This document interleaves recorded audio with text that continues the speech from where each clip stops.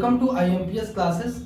इसके पिछले वीडियोस में हम लोगों ने विलोपन विधि से कैसे हम x y का मान प्राप्त करेंगे उसके बारे में हम लोगों ने सीखा है। उसमें सारे उदाहरण हम लोगों ने समझा है। उदाहरण दिए गए थे जिसमें हमको समीकरण युग्म भी बनाना था और विलोपन विधि से उस समीकरण को सॉल्व भी करना है। अब हम प्रश्नावली 3.3 पर आ गए हैं। ये चैप्टर 3 के अंतिम प्रश्नावली है। इस प्रश्नावली को हम सॉल्व करेंगे और इसके बाद हम लोग अगले चैप्टर पे पहुंचेंगे। तो बच्चों ये ध्यान से देखिएगा कि क्वेश्चन क्या कहा गया है। NCERT का हूबहू मैंने क्वेश्चन उतारा है और उसको कैसे हम सॉल्व करेंगे ये हम देखेंगे। ठीक है, तो प्लीज सब लोग बिल्कुल ध्यान से क्वेश्चन को कैसे करना है उसको देखेंगे और समझेंगे। तो प्रश्न पढ़ते हैं हम लोग। ये हमको विलोपन विधि से करना है क्योंकि हम प्रतिस्थापन विधि से हम पहले कर चुके हैं। तो इसमें लिखा हुआ है, प्रश्न क्या लिखा था, निम्न समीकरणों के युग्म को विलोपन विधि तथा प्रतिस्थापना विधि से हल कीजिए और कौन सी विधि अधिक उपयुक्त है। तो हम लोगों ने दोनों देखे तो हमको विलोपन विधि काफी इजी लगता है क्योंकि दो में तुरंत हम मल्टीप्लाई करके फिर उसको विलुप्त कर देते हैं एक चर को और आराम से हम आंसर ले लेते हैं।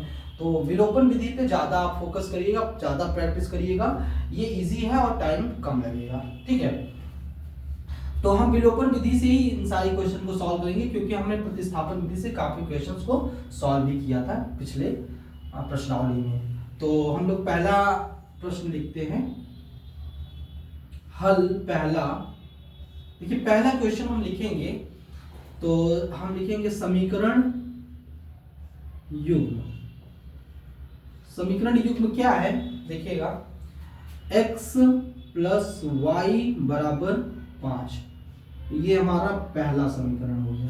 ठीक है, दूसरा क्या है, 2x माइनस 3y बराबर 4, ये हमारा दूसरा समीकरण हो गया। अब हम क्या करेंगे कि अब यहाँ पे देखिए एक है तो एक का गुणा करने की जरूरत नहीं है क्योंकि एक का किसी भी संख्या में गुणा करेंगे वही संख्या प्राप्त होती है, ये आपको पता है। तो हम सीधा सीधा लिखेंगे दो गुणित समीकरण 1। अब देखिए दोनों प्लस है तो माइनस करना पड़ेगा, माइनस समीकरण 2। इस चीज को हमको करना है।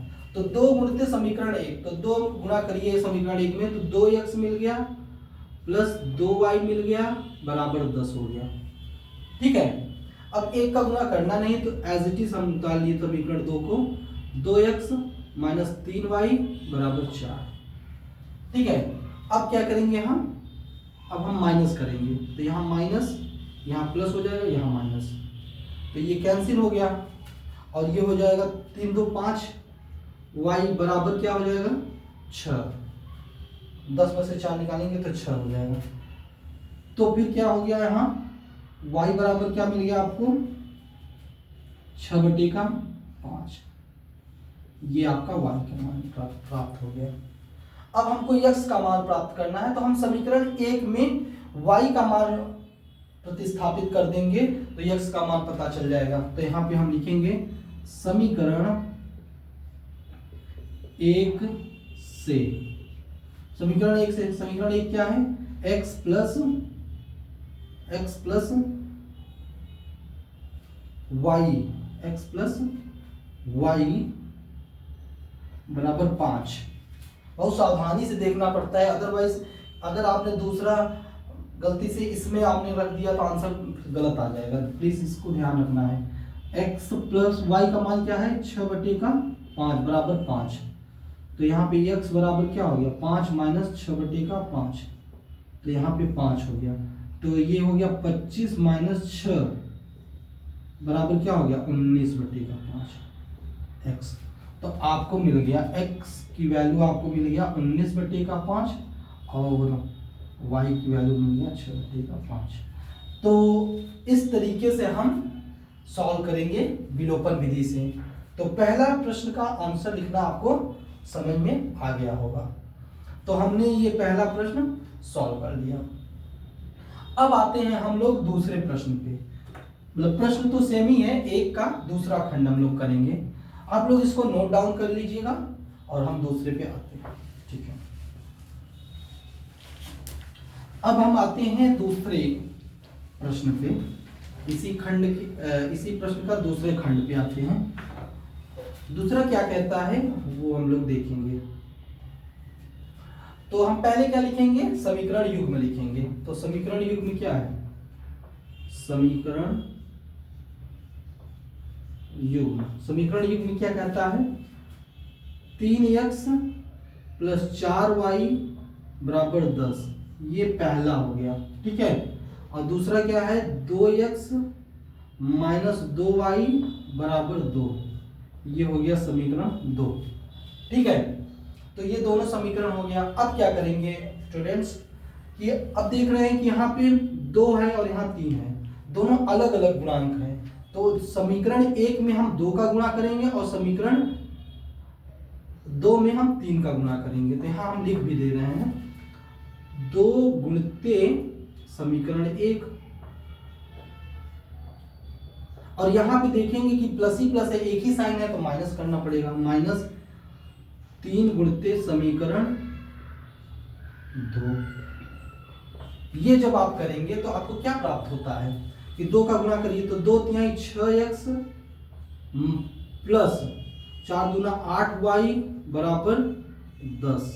10 नहीं सॉरी 2 का गुणा करेंगे तो 20 मिलेगा, ठीक है। अब 3 का गुणा करिए समीकरण 2 में, तो 3 दूनी 6x माइनस 3 दूनी 6y = 3 दूनी 6। अब इसको क्या करना है, हमको माइनस कर देना है, माइनस प्लस माइनस, ठीक है। तो ये क्या हो जाएगा, कैंसिल हो जाएगा और यहाँ हो जाएगा 14y बराबर 20 में से 6 निकालेंगे तो भी 14 मिल जाएगा। तो y बराबर क्या मिल गया आपको, y बराबर मिल गया 14/14, ये 1 हो गया। तो यहाँ पे हम आगे लिखते हैं y बराबर आपको मिल गया 1। आपने आसानी से y का मान प्राप्त कर लिया। अब हम क्या करेंगे, y का मान किसी एक समीकरण में रख के हम x का मान प्राप्त कर लेंगे। तो हम समीकरण 1 से ही लिखेंगे, समीकरण 1 से क्या करेंगे, 3x + 4y = 10 है। तो y बराबर हम 1 रखेंगे, y बराबर 1 रखेंगे तो क्या होगा, 3x + 4 गुणिते 1 = 10, ठीक है। तो यहाँ पे क्या हो जाएगा, 3x = 10 - 4, 3x = 6, x बराबर क्या हो गया, 6/3, 3 दूनी 6, तो x बराबर क्या हो गया 2। तो आप इस प्रकार क्या कर सकते हैं, अतः x बराबर क्या आपका मिल गया 2 एंड y बराबर 1। इस तरीके से आपका प्रश्नावली 1 का दूसरा खंड भी सॉल्व हो गया। आपको पता चल गया x की वैल्यू क्या है, x की वैल्यू आपकी 2 है और y की वैल्यू 1 है। तो स्टूडेंट्स इसको भी आप नोट डाउन करेंगे। हम अब आते हैं तीसरा प्रश्न पे। ये भी प्रश्न हम लोगों ने सॉल्व कर दिया। अब आते हैं हम लोग तीसरे प्रश्न पे। तीसरा प्रश्न कैसे करेंगे वो भी देखेंगे।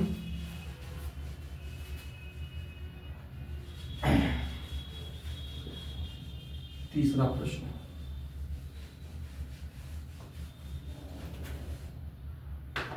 तीसरा प्रश्न देखिएगा ये कैसे करेंगे। हमने तीसरा लिखा और समीकरण युग्म को हम नोट करेंगे। समीकरण युग्म क्या है, समीकरण युग्म 3x - 5y - 4 = 0, 3x - 5y - 4 = 0। आप हमेशा याद रखिएगा प्रश्न बहुत सावधानी से उतारना है। अगर आपने एक पॉइंट या प्लस माइनस या कोई नंबर में मिस्टेक कर दिया तो आपका आंसर फिर नहीं आने वाला सही, और फिर आप परेशान हो जाओगे, आपका टाइम खत्म वहाँ किल हो जाएगा और आप फिर फ्रस्ट्रेट भी हो सकते हो एग्जाम में। तो प्लीज़ इसको अभी ध्यान रखेंगे। एक बार उतारिए, फिर एक बार मिलाइए, फिर आप सॉल्व करना स्टार्ट करिए। 9x बराबर 2y plus 7, 9x plus equal to 2y plus 7। ठीक है, तो हम समीकरण एक को थोड़ा मॉडिफाई करेंगे। तो इसको करेंगे तो यहाँ पे हम इसी जगह कर लेते हैं। 3x माइनस 5y बराबर 4, इसको क्या कहेंगे हम? समीकरण एक कहेंगे। दूसरा में देखिएगा क्या हो गया, 9x माइनस 2y बराबर 7, ये हो गया हमारा समीकरण 2। अब हमको क्या करना है कि देखेंगे यहाँ पे x का गुणांक 3 है, यहाँ x का गुणांक 9 है। तो हम क्या करेंगे कि इसको बराबर करेंगे।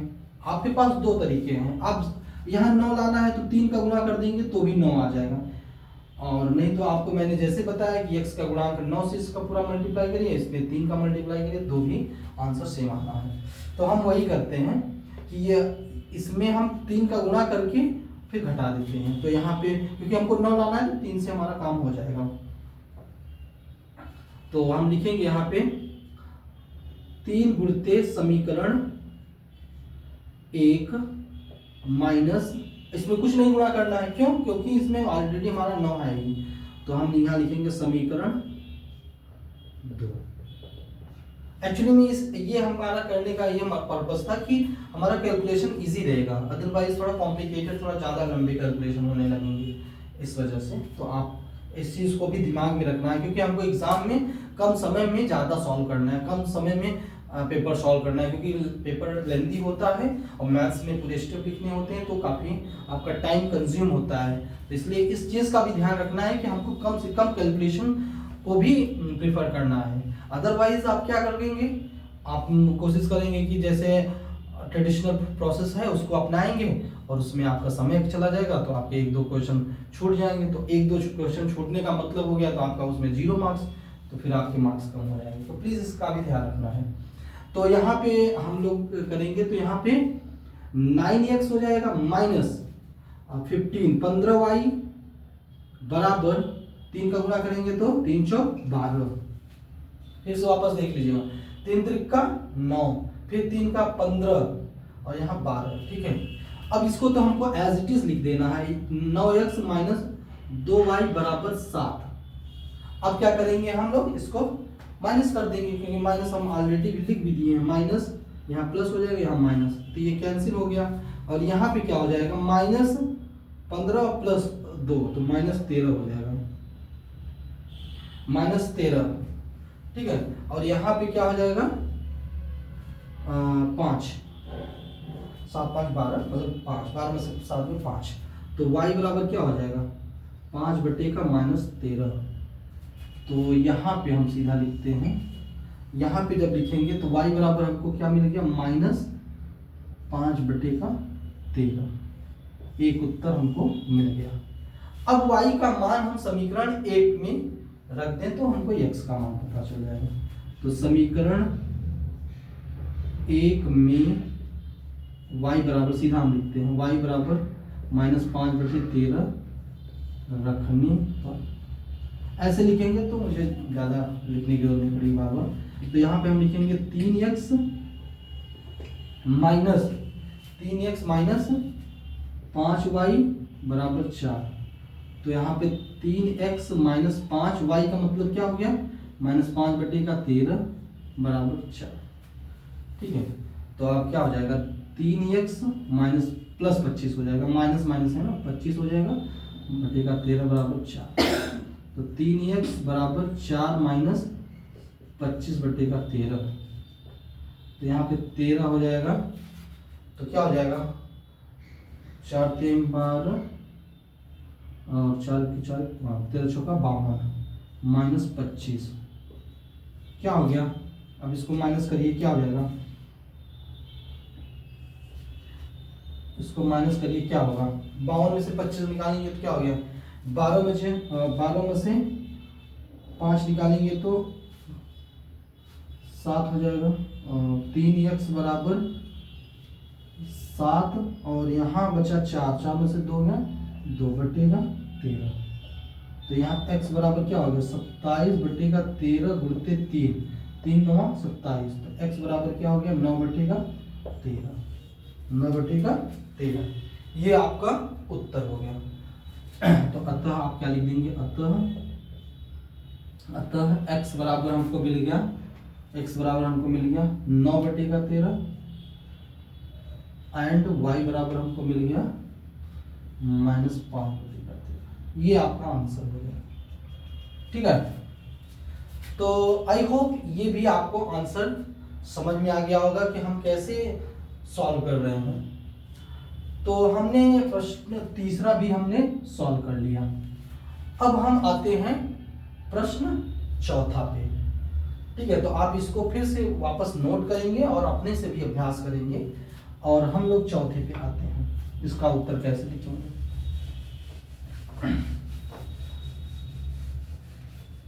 अब ये प्रश्न चौथा इस प्रश्न का अंतिम खंड है। तो अब इसके बाद हम लोग दूसरे नेक्स्ट क्वेश्चन पे चलेंगे। तो हम पहले इसको करते हैं, कैसे करेंगे। तो हम प्रश्न चौथा हम इसको कॉपी करेंगे, उतारेंगे। क्या है प्रश्न चौथा, तो समीकरण युग्म क्या है, समीकरण युग्म क्या है, x बटे का 2 प्लस 2y बटे का 3 बराबर -1। x बटे का 2 प्लस 2y बटे का 3 बराबर -1 और यहाँ है x माइनस y बटे का 3 बराबर 3। अब इसको हम समीकरण 1 दे देते हैं और इसको हम समीकरण 2 दे देते हैं। तो आप समझिएगा स्टूडेंट्स कि इसको एक काम करते हैं, ऐसे में थोड़ा सा कॉम्प्लिकेटेड हो जाएगा, फ्रैक्शन वाला ऐड और सब्ट्रैक्शन करना पड़ सकता है। तो इसलिए हम इसको क्या करेंगे, थोड़ा सा एलसीएम लेके इसको मॉडिफाई कर लेते हैं।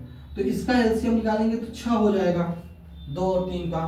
तो यहाँ हो जाएगा 3x प्लस यहाँ हो जाएगा 4y बराबर -1। तो इसको करेंगे तो क्या हो जाएगा 3x प्लस 4y बराबर -6। इसको हम समीकरण 1 देखते हैं। ठीक है, ऐसे इसको करिएगा। इसको जब करेंगे तो क्या हो जाएगा, एलसीएम आपका क्या हो जाएगा 3, इसका एलसीएम 3, तो यहाँ हो जाएगा 3x और -y बराबर 3। तो इसको करेंगे 3 गुणा, तो यहाँ हो जाएगा 3x माइनस y बराबर 9। ये हमारा समीकरण 2 हो गया। अब समीकरण 1 और 2 की मदद से हम प्राप्त कर सकते हैं x और y की वैल्यू। तो आप देखिए, अच्छा हम एक चीज और बता देते हैं कि अगर दो अलग अलग चर राशि हैं, जो जितने अलग अलग चर राशि है, जैसे यहाँ 1 और 2 चर राशि है तो 2 समीकरण का जरूरत पड़ेगी। अगर 3 चर राशि है तो 3 समीकरण की जरूरत पड़ेगी। 4 है तो 4 का। तो ऐसे ही जितनी चर राशियां होंगी उतने हमें समीकरण की जरूरत पड़ेगी, तब हम उस चर की वैल्यू प्राप्त कर पाएंगे। तो ये भी आपसे पूछा जा सकता है कि अगर 2 चर हैं तो हमको कितनी समीकरण की जरूरत पड़ेगी, तो आपको 2 समीकरण की जरूरत पड़ेगी। तो ये वाला प्रश्न कर रहे हैं हम लोग। तो समीकरण 1 और 2 में आप देख रहे हैं कि दोनों के गुणांक बराबर हैं, तो हमको कुछ नहीं करना है, समीकरण 1 और 2 को माइनस कर देना है। तो यहाँ पे हम लिखते हैं समीकरण 1 माइनस समीकरण 2। जब दोनों को हम माइनस करेंगे तो क्या मिल जाएगा, 3x प्लस 4y बराबर -6 और नीचे क्या है 3x माइनस y बराबर 9। इसको माइनस कर दीजिए, माइनस प्लस माइनस, तो ये कैंसिल हो गया और ये हो जाएगा 5y बराबर क्या हो जाएगा -15। ठीक है, तो यहाँ से y की वैल्यू क्या मिल गई हमको, -15 बटे का 5, तो ये हो जाएगा -3। तो y की वैल्यू हमको मिल गया -3। एक उत्तर आपको मिल गया। अब यही y का मान हम समीकरण 1 में रख देंगे, तो हमको x का मान पता चल जाएगा।